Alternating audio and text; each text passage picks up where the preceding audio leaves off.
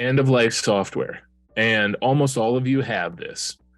So that it's I applaud any of you who are really staying on top of it. It's hard. It's hard because as a business, you want an investment to last a long time, don't you?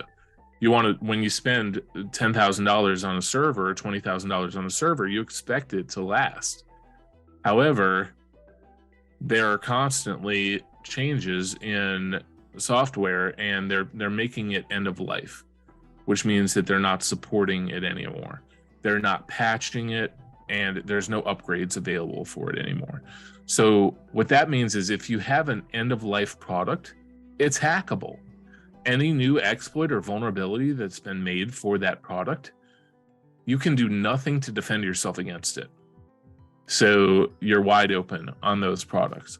Yet many of you are probably still running some of this, Windows Server 2008 or 2008 R2, Windows 7.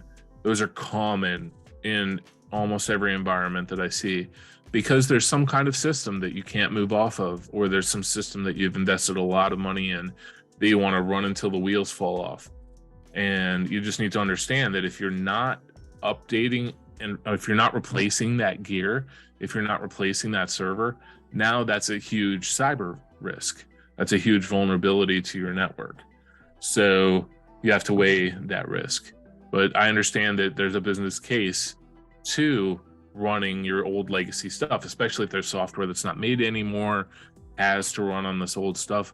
There's other security we can put in place if that's your position.